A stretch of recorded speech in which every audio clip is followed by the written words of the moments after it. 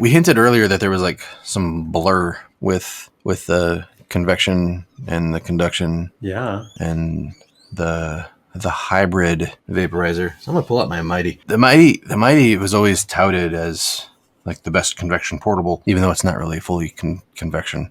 It's the bowl on this. If you look at that, it's empty. Get the fuck out. Whoever vaped on this before me emptied it out. Thanks. It's better than last week, man. That guy's cool. He can come back. So the dude can come back.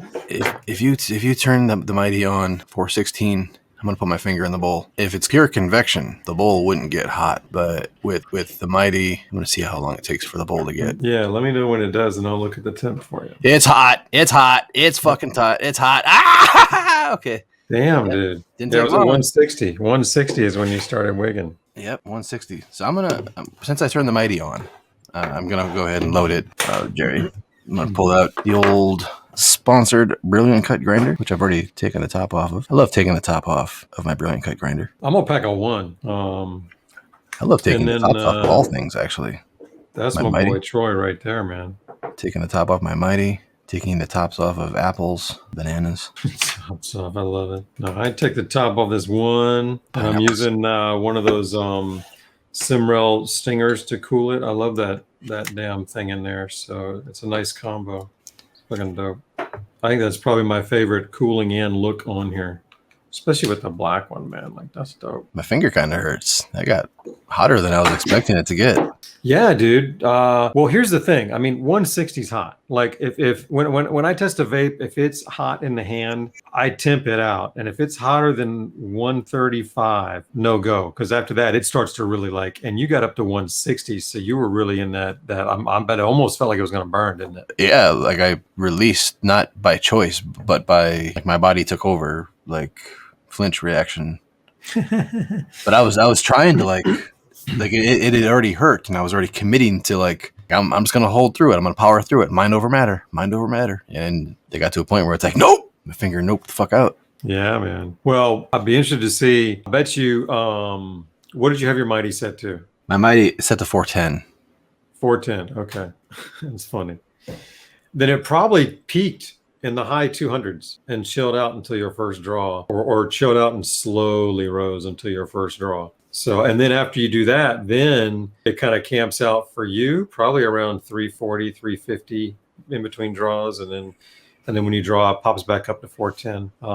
And then it might even get a little higher than that, but not much more than that, I think. I'd have to go back and look. I like that vape. It's the invention of it. Look, those guys, they patented the hybrid vaporizer, the hybrid heater, with the Plenty back in 07. So they know what the fuck they're doing. And they were very specific about, we're heating the bowl and we're heating a heater below. And so people go out there and they'll slap convection on their vapes. One, because it's a buzzword to get people to buy it. But two, then they don't, it's a better word than hybrid too. So they don't have to say anything like that. So they sell in hybrids, calling them convection, or even worse, some that I would say are even more conduction. Sometimes I see some, I go, there's no way I'd call that a hybrid.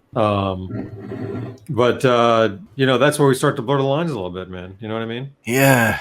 A lot of blurry lines. But go ahead. But hybrids perform better all around.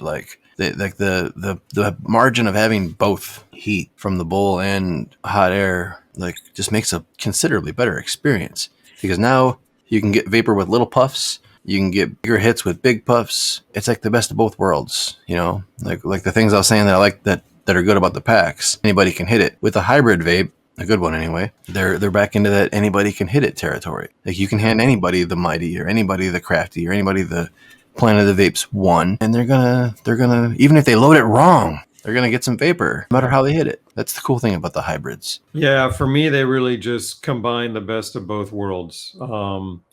You get good taste, not quite as good as convection, or if you do, it just doesn't last as long, but still really good taste. And you get the clouds that you wanted, but it's so easy to use. I mean, they took all of the mystery out of using the convection vapes, and yet you're not constrained to the puff style on a PAX, or any conduction vape. You know what I mean? It's like, for me, yeah, it makes sense. I get the hit that I want, and I can give it to a friend of mine, and they can get the hit that I want. It's just easy to do. You know what I mean? It's hard to say that a vape is easy to share, and the Mighty and the packs are both equally easy to pass to a friend. Just hit it. But the Mighty is going to give them, or even the Crafty, or even the One, in my opinion, is going to give them, unless they're sippers, a more satisfying hit every time. You know what I mean? It's just fuller and more wide open. Hybrids are dope. I agree. On the note of conduction and convection and hybrid, the B-Rod, while purely a convection engine, like with the heat and the balls and whatnot, turns into a hybrid vape very quickly. We talked about this. Was it you and I, or was it you and I? And you made some really good points about it. Please carry on. If you, it's already too hot. The bowl is already too hot. So you're right. Can you smell it? I mean, usually you can really smell it coming off too. Yeah. So with the Flowerpot, all the heat's here and the bowl's here. But since it's titanium, once you put this on there, this thing is 700 degrees. The bowl becomes hot like within seconds, and that keeps it hot, and it makes a big difference. It actually, I've noticed the difference. So like the difference between a green bowl hit, like if I take a green bowl and I put the heater on and I hit it and then pull it off, it'll look like a one hit bowl.